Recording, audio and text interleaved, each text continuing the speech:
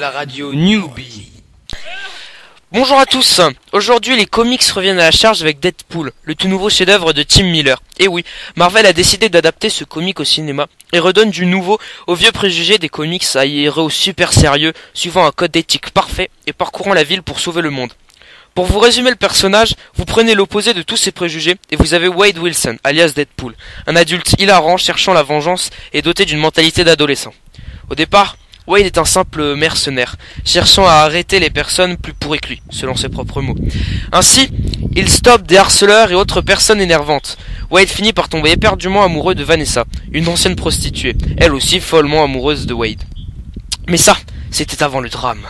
Wade apprend qu'il est atteint d'un cancer généralisé. La mort est à ses trousses. La seule solution à ses yeux pour survivre au drame, sans trop blesser Vanessa, lui est proposée par un mystérieux businessman. Se laisser manipuler par un scientifique mystérieux qui se fait appeler Ajax. Je vous rassure, il ne ressemble pas à Monsieur Propre.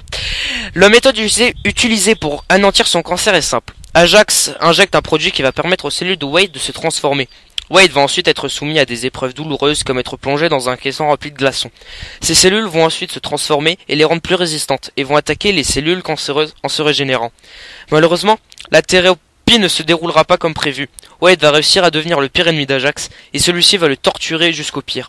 Il va enfermer Wade dans un caisson hermétique et retirer tout l'oxygène dans le caisson jusqu'à ce que Wade soit au bord de l'asphyxie. Ajax va donc laisser Wade dans ce caisson tout un week-end. Sa peau va se déformer et il va se retrouver avec un faciès très déplaisant.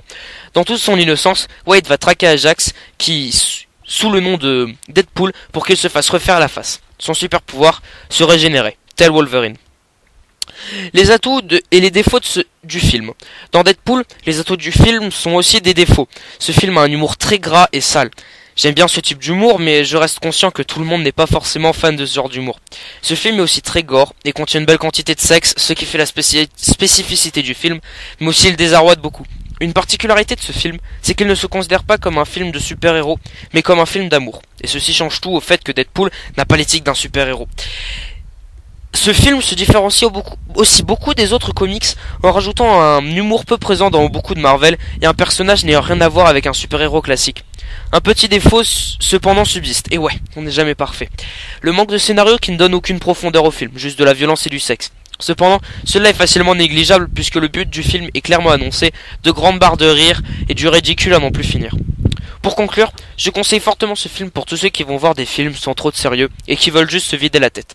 Ce film est étonnant pour comment il se démarque. Cependant, je comprends qu'un film comme Deadpool est un film qui ne peut pas convenir à tout le monde. Un dernier mot, je tiens à remercier Tim Miller, le réalisateur, Ryan Reynolds qui joue Deadpool, Morena Baccarin qui joue Vanessa et Ed Crane qui joue Ajax et beaucoup d'autres pour ce film absolument génial.